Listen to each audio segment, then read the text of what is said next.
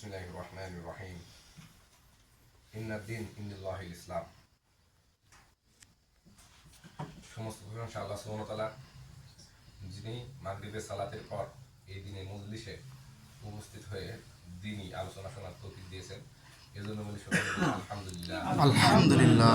সালাতু সালাম বর্ষিত হোক সেই বিশ্ব মানবতার দূত, যার সুপারিশ ব্যতীত বিচার কার্য শুরু হবে না। সকলে বলি সাল্লাল্লাহু আলাইহি ওয়াসাল্লাম। আমি আলোচনার প্রথমে বিশেষ করে আমাদের এই আয়োজনের যিনি পরিচালক কাবির ভাইকে আল্লাহ সুবহানাহু ওয়া তাআলা জাযাকাল্লাহ খায়র দান করুক। তিনি তার এই দাওয়া প্রোগ্রাম ট্রেনিং সেন্টারে দায়ী তৈরি করা, মানুষকে আল্লাহর দিকে আহ্বান করার জন্য বিভিন্ন অর্থ শ্রম ব্যয় করেন। এবং আপনারা এখানে যারা উপস্থিত আছেন, পার্থিব জীবন উপেক্ষা করে আল্লাহর সন্তুষ্টির জন্য দিনে আলোচনার জন্য আসছেন, আপনাদের সকলকে আমি আবার অভিনন্দন জানাচ্ছি, ইসলামিক অভিনন্দন। আসসালামু আলাইকুম ওয়া রাহমাতুল্লাহ। ওয়া আলাইকুম আসসালাম ওয়া রাহমাতুল্লাহি ওয়া বারাকাতুহু। আজকে সংক্ষিপ্তভাবে আপনাদের সামনে যে বিষয়টা নিয়ে কথা বলতে চাই সেটা হচ্ছে সেকুলারিজম। এই সেকুলারিজম এই শব্দটি এসেছে ল্যাটিন শব্দ সাকুলাম থেকে, যার অর্থ জাগতিক কিংবা দুনিয়ার। এই সাকুলাম শব্দ থেকে সেকুলারিজম শব্দ এসেছে, যার অর্থ করা হয় ধর্মনিরপেক্ষতাবাদ। এই বিষয়ে না কথা বলার একটা কারণ, বর্তমানে আমাদের ভাইদের ভেতরে, বিশেষ করে আমাদের সহিহ আকীদার ভাইদের ভেতরে আজকে একটা সমস্যা দেখা দিচ্ছে। আপনারা জানেন আমাদের ভাই আজকে গণতন্ত্রের সাথে সম্পর্ক করেছে ইনসাফ পার্টি, একটা পার্টিও রয়েছে আমাদের সহিহ আকীদার ভাই। তো গণতন্ত্র, সেকুলারিজম, ধর্মনিরপেক্ষতাবাদ, জাতীয়তাবাদ, কমিউনিজম, হিউম্যানিজম, এগুলোর সাথে ইসলামের সম্পর্কটা কি, সেই জন্য সংক্ষেপে আপনাদের সাথে সেকুলারিজম সম্পর্কে কথা বলতে চাই। তো সেকুলারিজম শব্দের অনুবাদ করেছে ধর্মনিরপেক্ষতাবাদ।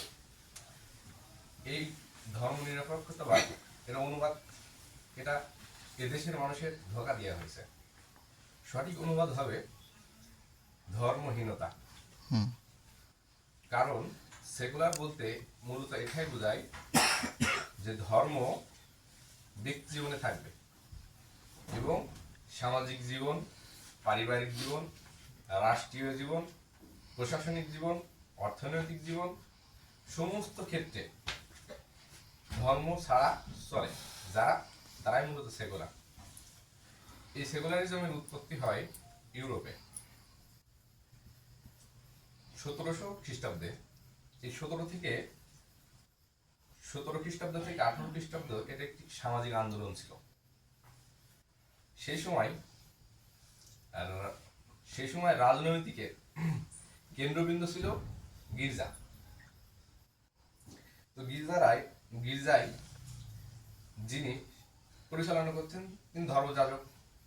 কিন্তু সেই সময় যাজকেরা ধর্মের অপব্যবহার করে মানুষের অনেক টর্চার করে, যার কারণে মানুষ অতিষ্ঠ হয়ে যায়, কিছু সামাজিক আন্দোলন গড়ে তোলে যে ধর্ম আমরা মানতে অতিষ্ঠ বোধ করছি। এবং সেই সময় কিছু চিন্তাবিদ, দার্শনিক, বৈজ্ঞানিক প্রচার প্রসার ফলে তারা একটা সামাজিক আন্দোলন গড়ে তোলে, আমরা ধর্মমুক্ত হতে চাই। যেমন জন লক নামের একজন দার্শনিক, তিনি বলেন রাষ্ট্র ও ধর্ম আলাদা করতে হবে। এবং রুশো বলেন যে মানবতাই সবচেয়ে বড় ধর্ম। এবং ভ্যালতেরিয়ার তিনিও বলেন যে ধর্মের নামে শোষণ বন্ধ করতে হবে। এরা কিন্তু দার্শনিক এবং বৈজ্ঞানিক। আপনারা জানেন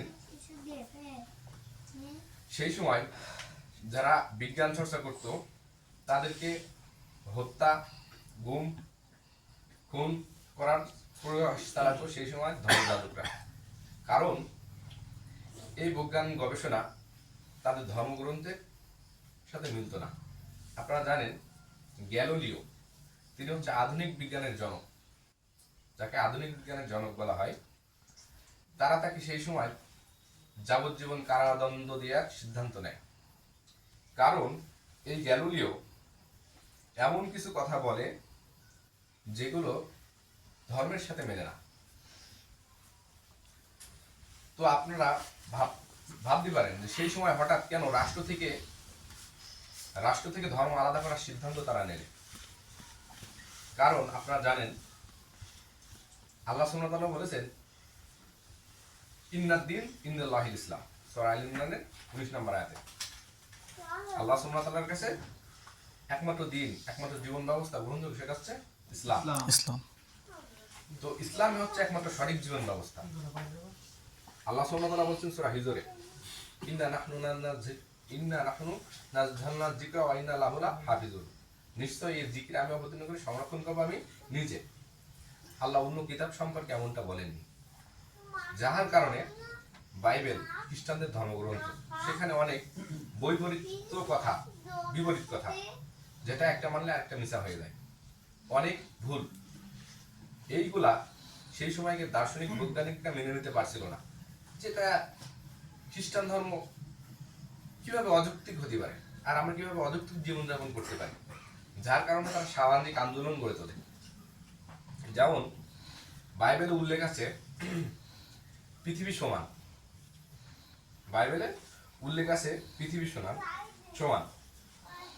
এবং এছাড়া উল্লেখ আছে বাইবেলে যে পৃথিবী চিরকাল টিকে থাকবে। আবার আরেক জায়গায় উল্লেখ আছে পৃথিবী ধ্বংস হয়ে যাবে। এছাড়াও বাইবেল উল্লেখ আছে চাঁদের আলো আছে, এবং পৃথিবীর খুঁটি আছে, স্তম্ভ আছে, এবং আকাশমণ্ডলীর স্তম্ভ আছে। এই কথাগুলো সেই সময়কার বৈজ্ঞানিকরা তাদের গবেষণার সাথে প্রকাশ্যে মিলছিল না, কারণ তারা দেখছিল যে তাদের কোনো আলো নাই। যার কারণে এই ধর্মযাজকদের আর এই চিন্তাবিদ দার্শনিকদের এবং বৈজ্ঞানিকদের একটা সংঘর্ষ হয় দীর্ঘদিন ধরে। এই সংঘর্ষের মাঝে সর্বপ্রথম 1779 সালে ফরাসি বিপ্লবে সর্বপ্রথম সেকুলারিজমকে রাষ্ট্রে আনা হয়। সেকুলারিজমের প্রথম রাষ্ট্রে আনা হয় সেটা হচ্ছে এই ফরাসি বিপ্লবের মাধ্যমে, এবং এই সেকুলারিজম পূর্ণতা নাম পায় 1851 সালে। জর্জ জ্যাকব নামের এক ব্যক্তি, তিনি এই সেকুলারিজমের নামকরণ করেন। এর আগে এটা একটা সামাজিক আন্দোলন ছিল। এই 1851 সালে এটি রাষ্ট্রীয়ভাবে স্বীকৃতি পায়।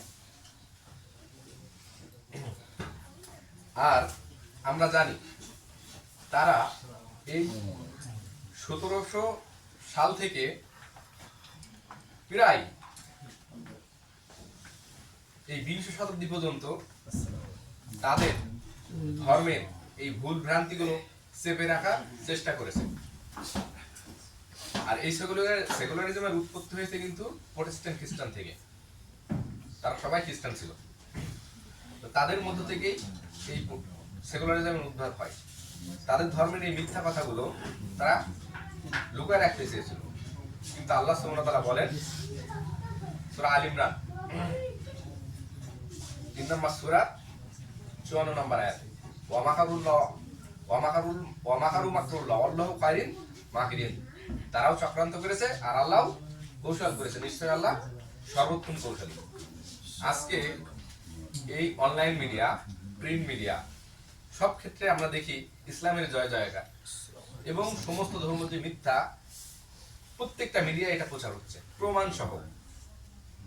আর এই সত্যগুলো তারা দাবায় রাখার চেষ্টা করেছে ধর্মীয় শোষণের নামে।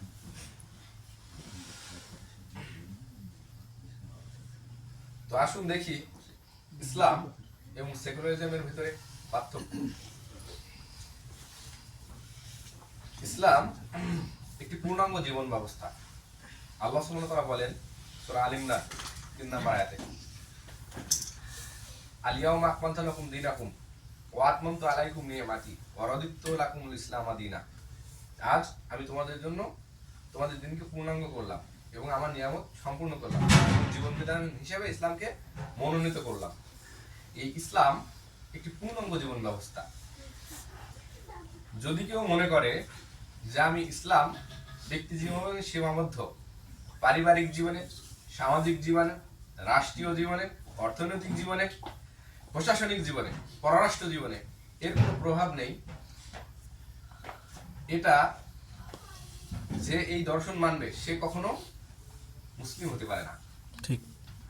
দুঃখজনক হলেও সত্য, আমরা যে দেশে বাস করি এটা কিন্তু একটা সেকুলার দেশ, এটা কিন্তু একটা সেকুলার দেশ। আর আমাদের এই দেশে অনেক মুসলিম আছে সেকুলার, তারা জুমার দিন সেজে গুজে আসে, ধর্মীয় অনুষ্ঠানের সময় তারা তাদের ধর্ম পালন করতে চায়, অন্য সময় বলে ভাই একটু চুপ করেন, আপনার কথা এই দ্বারাই বলেন না, আপনি কোরআন হাদিসের কথা বলেন, ইতিহাস বলেন, রাজনীতি নিয়ে কথা বলেন না। বুঝতে পারছেন? কিন্তু ইসলাম শুধুমাত্র কি ব্যক্তি জীবনেই সীমাবদ্ধ? সীমাবদ্ধ না।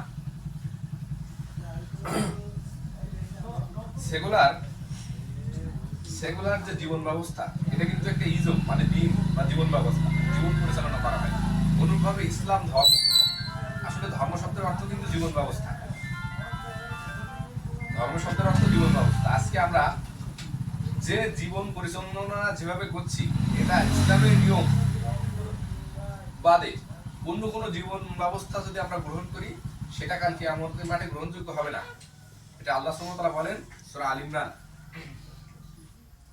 85 নম্বর আয়াতে, ওয়া মা ইয়াবতাগি গায়রাল ইসলাম দীনান ফালা ইউকবালা মিনহু ওয়া হুয়া ফিল আখিরাতি মিনাল খাসিরিন। যদি কেউ ইসলাম ব্যতীত অন্য কোনো নিয়মে তার জীবনটা পরিচালনা করে কোশ্চিনকালও তার থেকে তা গ্রহণ করা হবে না, আর আখিরাতে সে হবে ক্ষতিগ্রস্তের অন্তর্ভুক্ত। আপনার লাইফস্টাইল, আপনার জীবনযাপন যদি ইসলামের নিয়ম বাদে অন্য কোনো নিয়মে আপনি যদি পরিচালনা করেন তাহলে আপনি হবেন ক্ষতিগ্রস্তের অন্তর্ভুক্ত। আমাদের সমাজে আমাদের ভাই আমাদের বোন যেভাবে তাদের লাইফস্টাইলটা পরিচালনা করে এটা বেশি অংশই দেখা যায় তারা সেকুলার নিয়মে চলে। তাদের ব্যক্তি জীবনে ধর্মকে সীমাবদ্ধ রাখে, বাদ বাকি পারিবারিক সামাজিক জীবন থেকে তারা ধর্মকে সরায় দিয়েছে। তো আসুন দেখি এই সেকুলার জীবন ব্যবস্থা কেমন, সেকুলার রাষ্ট্র কেমন। সেকুলার রাষ্ট্র অনুযায়ী আইনের উৎস হচ্ছে মানব রচিত আইন। ধর্ম কি বলে তারা এটা দেখবে না, আল্লাহ কি বলে এবং তার রাসূল কি বলে এটা তারা দেখবে না। এই জন্যই তাদের নাম দিয়েছে ধর্ম নিরপেক্ষ। ধর্ম থাকবে রাষ্ট্রের বাইরে, মসজিদের ভিতরে। তাই তারা এই রাষ্ট্র গঠনের নামে, শাসনতন্ত্রের নামে যেভাবে আইন গঠন করে সেটা হচ্ছে মানব রচিত আইন। কিন্তু ইসলামের আইনের উৎস কোরআন এবং সুন্নাহ। তাহলে দুটো কিন্তু একবার বিপরীত। তাদের রাষ্ট্রে ধর্মের ভূমিকা, এই বিষয়ে সেকুলারিজম ধর্মের সাথে সম্পর্ক ছিন্ন করেছে। রাষ্ট্রে কোনো ধর্ম থাকবে না তাদের দাবি। আপনারা জানেন বাংলাদেশের জাতীয় ধর্ম কোনটা জানেন? কেউ কিন্তু জানেন না। বাংলাদেশে জাতীয় ফল আছে, জাতীয় ফুল আছে, জাতীয় কিন্তু ধর্ম নেই। কারণ কি বলেন দিন? এটাই সেই সেকুলার রাষ্ট্র। এখানে নির্দিষ্টভাবে কোনো ধর্মকে শো করবে না। এটাই সেই সেকুলার রাষ্ট্র যেখানে নির্দিষ্টভাবে কোনো ধর্মকে শো করবে না।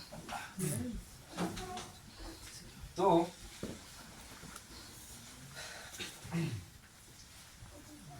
সেকুলারিজম, গণতন্ত্র এই অস্ত্র দিয়ে এবং জাতীয়তাবাদ দিয়ে আমাদের মুসলিম যে খেলাফত ব্যবস্থা ছিল সেটা কিন্তু ধ্বংস করা হয়। এই অস্ত্র দিয়েই এই খেলাফত ব্যবস্থা ধ্বংস করা হয় 1905 সালে। 1905 সালে খেলাফত ব্যবস্থা ধ্বংস হয় এবং 1924 সাল পর্যন্ত ধারাবাহিকভাবে কোনো রকম চলে এবং 1924 সালের পরে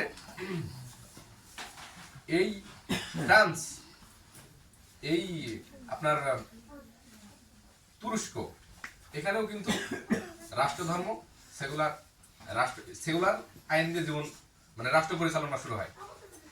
তারা প্রথমত 1851 সালে এই সেকুলারিজমের উদ্ভব করে এবং 1861 সালে গণতন্ত্র নামের মানব রচিত জীবন ব্যবস্থা চালু করে তার 10 বছর পর। গণতন্ত্র এবং সেকুলারিজম একটা ওতপ্রোতভাবে মিশত এবং জাতীয়তাবাদ। তো আমাদের খিলাফত ব্যবস্থা যে অস্ত্র দিয়ে ধ্বংস করা হয় সেটা হচ্ছে এই সেকুলারিজম, গণতন্ত্র এবং জাতীয়তাবাদ। দুঃখজনক হলো সত্য, আমাদেরই ভাই তারা দিন কায়েমের নামে আজকে গণতন্ত্রকে ধরেছে দিন কায়েমের হাতিয়ার। কি চরম ভ্রষ্টতা এটা! আর তারা তাদের সংখ্যায় বেশি, তাদের সংখ্যা দেখলে আমাদের হীনমন্যতায় ভুগি আমরা।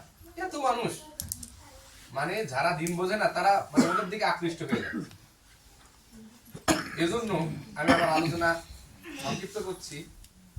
এজন্য আপনাদের কাছে আমার আকুল আবেদন থাকবে, আপনারা ইসলাম বুঝবেন কোন ভাবে। যারা এই সমাজে কুরআন এবং সহিহ হাদিসের ভিত্তিতে জীবন গড়ার কথা বলে, যারা সালাফি মানহাজের আদর্শ অনুসরণ করে, সহিহ আকীদা অনুসরণ করে, তাদের মধ্যে এই রোগগুলো আপনি দেখবেন না, এই রোগগুলো আপনারা দেখবেন না। আমি আপনারা যদি সেকুলারিজম সম্পর্কে আরো বিস্তারিত জানতে চান তাহলে এই বইটা পড়তে পারেন, সেকুলারিজমের ইসলামীকরণ। ডক্টর আবু বকর মোহাম্মদ জাকারিয়া স্যারের ছেলে এটা অনুবাদ করেছে, বুঝতে পেরেছেন? তো এই সমস্ত আলেম, আমার কথা না, ছোট অনুষ্ঠান ফতোয়া দিতে চাচ্ছি না। এই ডক্টর আবু বকর মোহাম্মদ জাকারিয়া, শেখ সালেহ আল হুসাইমিন, শেখ সালেহ আল ফাউজান, শেখ বিন বাজ, তারা প্রত্যেকে বলেছে যারা ধর্ম নিরপেক্ষতায় বিশ্বাস করে, সেকুলারিজমে বিশ্বাস করে, গণতন্ত্রে বিশ্বাস করে, জাতীয়তাবাদে বিশ্বাস করে। জাতীয়তাবাদ মানে বোঝেন তো, দেশের জন্য মরবো, দেশের জন্য বাঁচবো, দেশকে ভালোবাসা, ঠিক আছে, সমস্যা নেই, কিন্তু দেশের জন্য মরবো, দেশের জন্য বাঁচবো, এই নীতিতে যারা চলে। শেখ আবু বকর মোহাম্মদ জাকারিয়া তিনি বলেছেন, আমি বলছি না, যারা এই সমস্ত তন্ত্রে মন্ত্রে বিশ্বাস করে তারা ইসলামের বহির্ভূত, ইসলামের বাইরে, বুঝতে পারছেন? তাদের সংখ্যা যতই বেশি হোক তারা অবশ্যই ভুল।